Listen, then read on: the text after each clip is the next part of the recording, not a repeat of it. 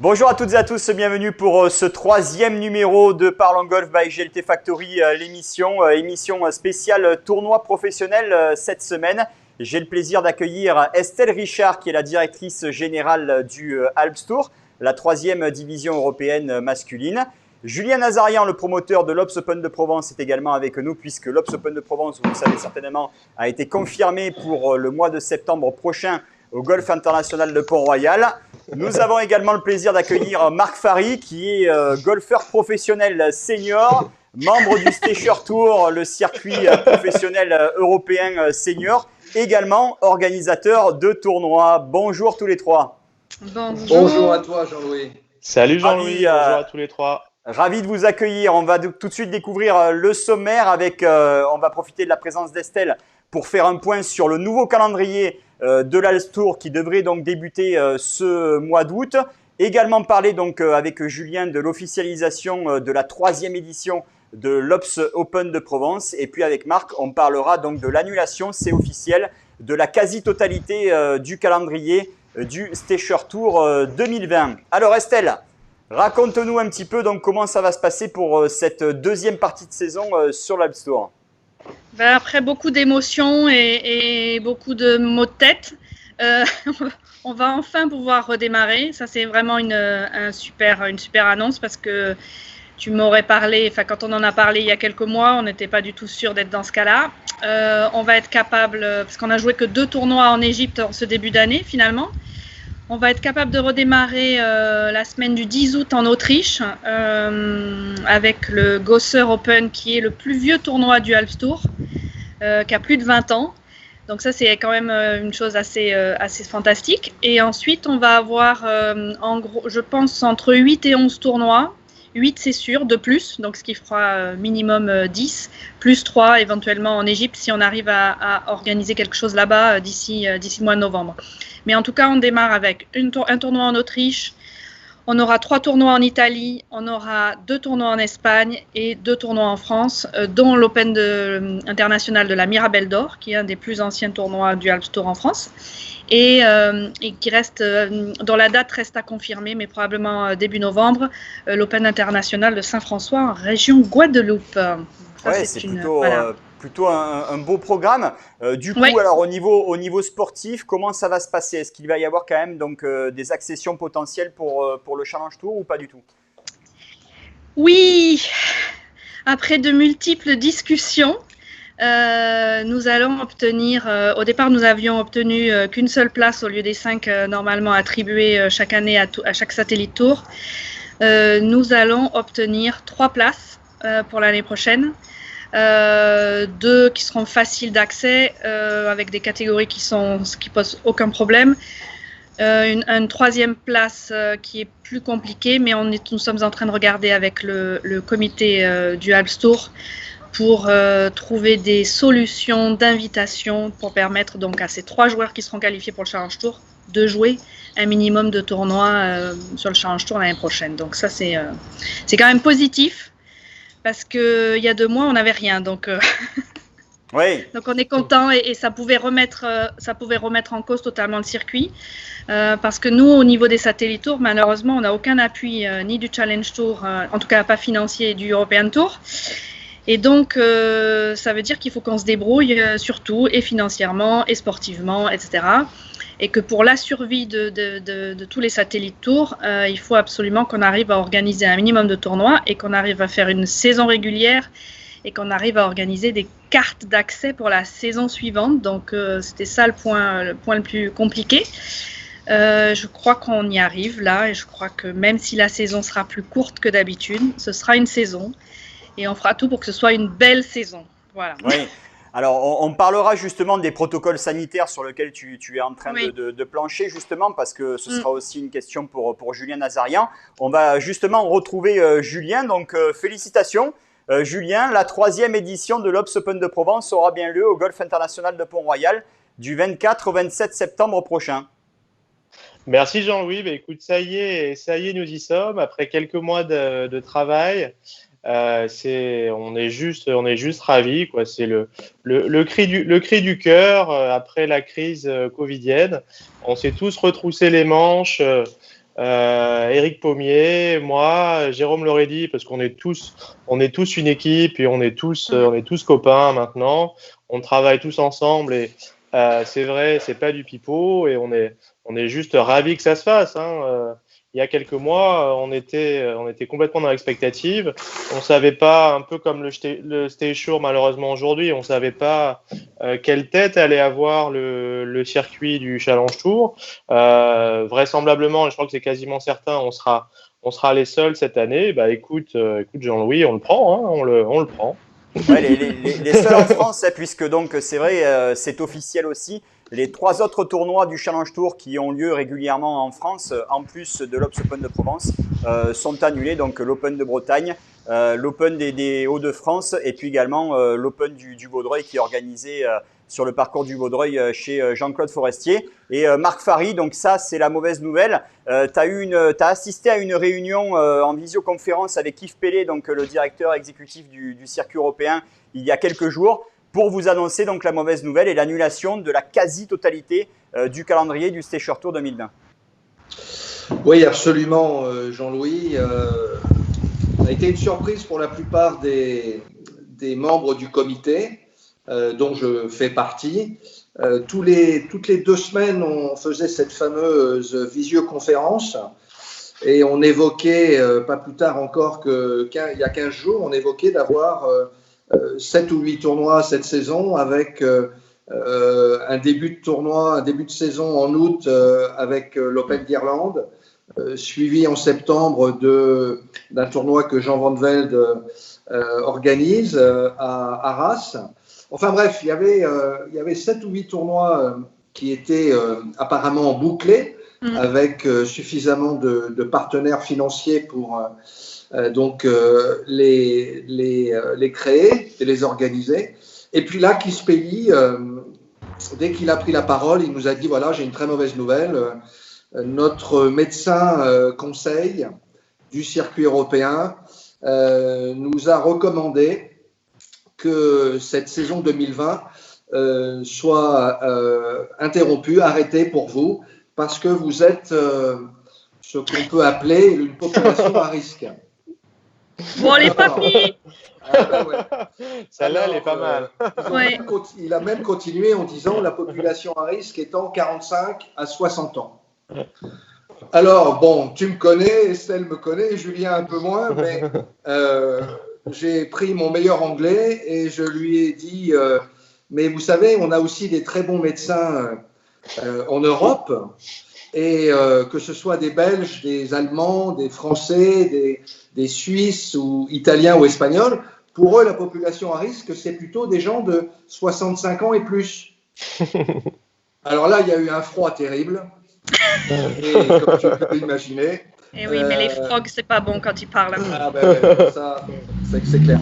Enfin bref, la fin de l'histoire, malheureusement, est assez triste parce que en fait, on ne va pas jouer du tout pendant 1 an parce que notre dernier tournoi de la saison 2019 s'est fait comme d'habitude à Maurice. Et là, si tout va bien, on devrait en principe redémarrer la saison 2021 en décembre 2020 par les Seychelles, l'île Maurice et vraisemblablement Madagascar. Donc on ferait 3 tournois de suite du 1er décembre au 19 décembre, à peu près. Oh, ça a de la gueule, ça. Hein. C'est pas plus mal. Mais bon, avec toutes les précautions qu'il faut prendre, parce que si jamais, personne ne le souhaite, bien évidemment, mais si jamais le virus reprend un petit peu de force et décide de s'installer, ne serait-ce que dans l'océan Indien ou même en Europe à partir du mois d'octobre-novembre, je pense que tous les plans vont tomber à l'eau. Oui, justement Marc, tu fais bien d'en parler parce que Estelle est en train de plancher sur ce fameux protocole sanitaire pour la reprise de l'Alps Tour. Comment ça se passe Estelle? Parce que c'est un vrai casse-tête, on en parlera aussi avec Julien et avec Marc. Forcément, il y a plusieurs nations qui sont présentes sur un même tournoi de golf. Alors beaucoup d'Européens, mais là on sait que les frontières vont réouvrir aussi, les vols vont commencer à reprendre. Comment ça va se passer? Est-ce qu'il va y avoir aussi une période de quatorzaine ou de quarantaine pour vous? Alors, nous, notre idée, c'est qu'on ne reprend pas s'il y a des quarantaines ou des quatorzaines ou des choses comme ça, parce que nous ne sommes pas une population à risque, mais en revanche, nous sommes une population socialement et économiquement faible, avec énormément de talent golfique et sportif, mais peu soutenu financièrement. Je parle des joueurs en premier, je ne parle pas même pas du tour, je parle d'abord des joueurs qui démarrent leur carrière pour la plupart et donc qui ne sont pas dans une situation avec des millions de sponsors et de contrats de sponsoring derrière eux. Donc on a dit qu'on redémarre quand il est raisonnable de redémarrer. Ce que nous avons décidé au sein du comité, que le comité a décidé, c'est que si les frontières n'étaient pas réouvertes au-delà de l'Europe, et ce qui risque d'être probablement le cas malgré tout dans certains pays, pas dans d'autres, etc., on a quelques joueurs qui sont au-delà de l'Europe et que nous protégerons pour l'année prochaine, puisqu'ils ne seront pas en mesure de se déplacer. Donc ceux-là bénéficieront d'une espèce d'exemption Covid pour l'année d'après. Je pense que pour le reste de l'Europe, il n'y aura aucun souci, tout le monde pourra se déplacer. Même pour le premier tournoi en Autriche, les demandes de tests avant de voyager, etc., seront probablement levées d'ici le 1er août, même peut-être avant le 1er juillet. Donc, c'est des choses qui sont où on est tranquille. Si on rentre dans ces process-là, c'est impossible de se déplacer, de voyager, etc. Mais tout ce qui est intra-Europe, y compris UK, je pense qu'il y a plein de choses qui vont se libérer en tout cas d'ici le 14 juillet ou d'ici le 1er août qu'on joue, c'est sûr. Ouais. Donc nous ne sommes pas très... on est assez optimiste sur ce plan-là. Là où c'est beaucoup plus complexe, et parce qu'il y a autant de médecins et autant d'avis divergents, c'est créer une bulle comme a fait le PGA Tour ou comme veut faire le European Tour en Angleterre, c'est pas possible. D'abord parce qu'on va pas passer 6 semaines dans un même pays.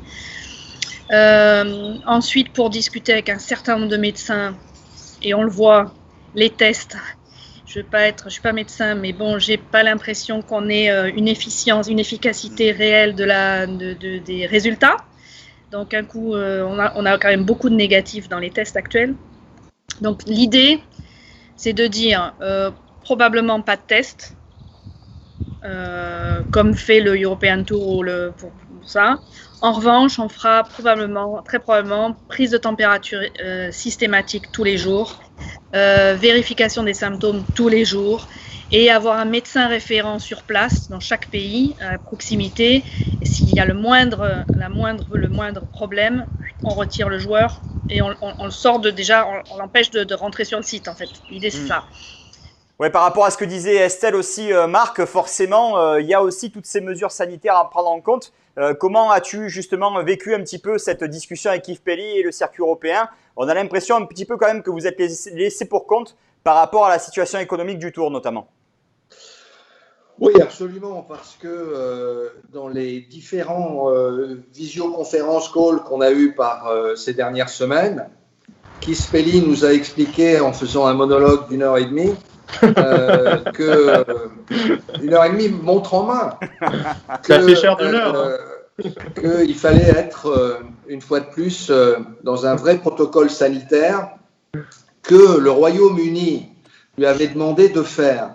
Donc, pour revenir un petit peu sur ce que disait Estelle tout à l'heure, il est clair que chaque pays va avoir des médecins très très compétents, mais tous ces médecins très compétents vont eux aussi trouver une solution différente que la solution qu'a trouvée Andrew Murray, donc le médecin affilié à European Tour, le médecin conseil d'European Tour, par rapport aux exigences du gouvernement du Royaume-Uni.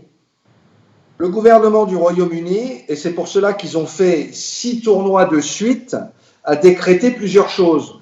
La première concernant le golf, c'est qu'il faut que les joueurs se fassent tester à l'arrivée du golf. Et c'est un test qui coûte assez cher, d'après ce que Yves Pelli nous disait. Donc son dilemme, c'était de savoir, est-ce que c'est les joueurs qui vont payer le test ou est-ce que c'est l'European Tour qui va payer? Parce que c'est non seulement les joueurs, mais c'est les cadets, ce sont les gens de la télé, enfin bref, le staff. Tout ce qui circule pour qu'un tournoi se passe bien. Tu as en règle générale 156 joueurs, 156 cadets, ça fait déjà 310. Tu as 20 mecs du tour, ça fait 330. Plus les accompagnateurs et les gens de la télé, tu as plus de 400 personnes qui sont là. Oui. Je ne parle pas des spectateurs parce qu'il n'y en aura pas. Mais tu auras plus de 400 personnes qu'il faut tester le premier jour à l'arrivée et il faut les retester encore quand ils vont à l'hôtel. C'est pour cela qu'un des critères que Kispeli a trouvé, c'était de dire il faut qu'il y ait un hôtel sur le site du parcours de golf que l'on va jouer. Oui. Et c'est d'ailleurs, tu regardes les 6 tournois qui vont jouer, tu as Celtic Manor où tu as un magnifique hôtel, ils ont 2 tournois de suite. Tu as le Belfry où il y a un superbe hôtel, etc. Bref, tous les tournois que European Tour va jouer pendant ce British Swing qui va durer 6 semaines, 6 tournois, tu as un hôtel sur place. Ça, c'est clair. Alors, nous, il est évident que Arras, tu n'as pas d'hôtel sur place. Oui, petit. Il est petit. L'Open d'Irlande qu'on devait faire en août, il n'y a pas d'hôtel sur place non plus. L'Open d'Autriche, où on joue à Murhof, là, il y a un tout petit hôtel, mais il n'y a que 14 ou 15 chambres. Donc, si tu veux, ça ne va pas. En revanche, les Seychelles et Maurice, là, ça fonctionne. Madagascar, il n'y a pas d'hôtel sur place non plus. Ouais. Alors là aussi, je me suis un petit peu agacé, si je puis dire. Oui, parce que je te coupe, Marco, mais on rappelle que tu es l'organisateur du tournoi de Madagascar. Donc, tu as réussi à organiser une brillante première édition l'année dernière. Multiple casquette. Exactement, non, c'est gentil, mais à mon âge avancé, c'est normal d'avoir plusieurs casquettes. Mais non, effectivement, en tant qu'organisateur et non pas en tant que joueur, je me suis permis donc d'expliquer à Kispeli que moi, si je ne fais pas ce tournoi dans la foulée de Seychelles et Maurice, si Seychelles et Maurice ont lieu, le gouvernement malgache qui est complètement derrière moi et qui met beaucoup d'argent, il ne va pas comprendre qu'en tant que voisin, parce que Madagascar-Maurice, c'est 40 minutes d'avion. Il ne va pas comprendre qu'on n'accepte pas que l'Open de Madagascar se joue parce qu'il n'y a pas d'hôtel sur place. Donc, bref, les conditions drastiques que l'European Tour a trouvées pour qu'il puisse être agréé par le gouvernement anglais, Royaume-Uni, ça ne marche pas dans tous les pays, tu vois. En France ou en Belgique ou en Italie ou en Espagne, on ne va pas avoir les mêmes mesures. Que tu testes les gens, que tu mettes le masque quand tu rentres dans le clubhouse, que tu n'aies pas de cadet, parce que je crois que sur le Challenge Tour, il n'y aura pas de cadet. Sur le Senior Tour, ils ne voulaient pas de cadet non plus.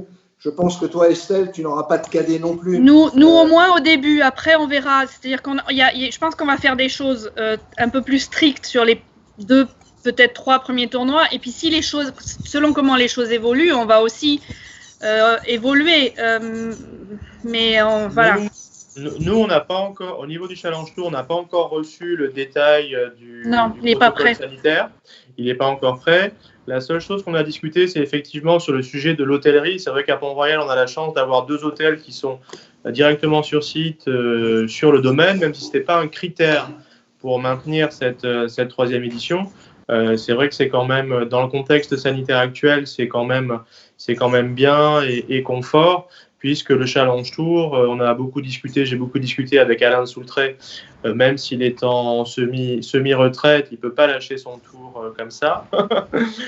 Et c'est vrai que le fait d'avoir ces hôtels sur place, c'est quand même très, très confortable et ça évite de disséminer les joueurs qui viennent de l'étranger tout simplement à l'extérieur du domaine de Pont-Royal, sur maison d'hôtes, hôtels, échelle habitant, etc.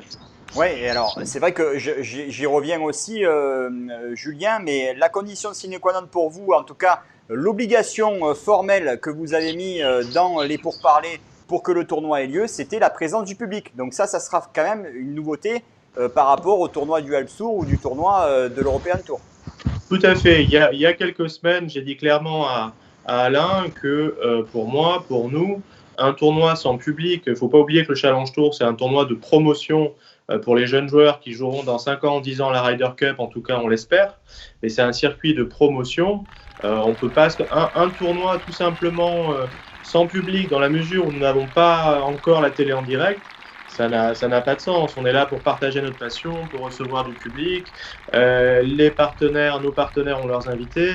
C'était effectivement une condition. Et j'espère, même si on mettra bien entendu toutes les mesures, tout le protocole en place, j'espère que la situation sera encore meilleure qu'aujourd'hui. Oui, alors on espère forcément que la situation sanitaire, dans un premier temps, va forcément s'améliorer dans tous les pays européens pour que, justement, pour vous, en termes d'organisation, ce soit aussi un petit peu plus simple, entre guillemets, pour organiser ces différents tournois. L'émission touche à sa fin, messieurs, dames. J'aimerais rapidement faire un tour de table avec vous et ouvrir un débat. Quelles sont pour vous les possibilités d'avenir pour ces fameux tournois et ces circuits professionnels? Parce que forcément, le nerf de la guerre est aussi l'argent, avec les revenus publicitaires et les droits audiovisuels. Là, c'est quand même de plus en plus compliqué. On sait, Marc Fary, que le circuit européen est quand même très moribond depuis plusieurs années et que là, ce sera peut-être le coup de grâce. Estelle, les tours satellites aussi, il y en a plusieurs. Ce n'est pas évident, comme tu l'as signalé tout à l'heure, au niveau financier. Quelles sont justement vos idées peut-être pour trouver de nouvelles ressources ou pour relancer ces différents circuits? Estelle, s'il te plaît. C'est très compliqué. Il va falloir être très créatif et en même temps, ça reste un sport avec ses règles, etc. Ce que j'espère, c'est qu'au plus haut niveau, cette crise puisse faire avancer les discussions entre les Américains et les Européens, parce qu'il va bien falloir qu'un jour ou l'autre, on aille vers un circuit mondial. On a beau tourner autour du pot et de ne pas vouloir discuter. Je ne vois pas comment le golf pourrait se passer d'un circuit mondial, quoi qu'il arrive. Les filles ont bien réussi à avoir des accords plus intelligents, plus intéressants entre la LPGA et le Ladies European Tour. Si les filles y arrivent, je ne vois pas pourquoi les garçons n'y arriveraient pas. Il faut juste mettre peut-être un peu plus d'ego dans la poche et puis avancer sur les discussions. Sachant que Estelle, tu as donc co-organisé avec le Let Access, avec Diane Barnard, donc la directrice générale du Let Access, la 2e division européenne, un tournoi mixte à Saint-Malo l'année dernière et ça a été un réel succès. C'était un succès. Malheureusement, on n'a pas pu le faire cette année parce que c'était prévu début juillet et que c'était compliqué de le déplacer en septembre. Enfin, les calendriers, après, on n'avait aucune visibilité sur quand on allait pouvoir reprendre. Trouver une date commune sur 2 calendriers différents, c'est pas simple. Mais en tout cas, je suis quasi certaine qu'on pourra continuer les prochaines années. C'est peut-être une solution. Je ne suis pas sûre que ce soit la solution miracle non plus, la mixité. Et ça ne marchera pas sur tous les circuits. Mais on peut peut-être trouver d'autres formules de jeu plus attrayantes ou en tout cas, il faut trouver plus de coopération entre les circuits ou entre les niveaux, où il faut plus d'interaction, plus de discussion, plus de coopération.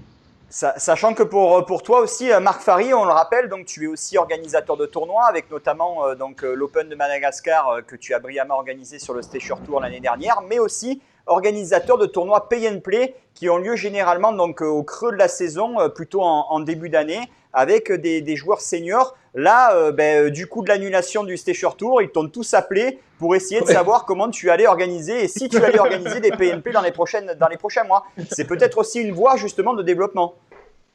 Oui, non, c'est pas faux ce que tu as dit.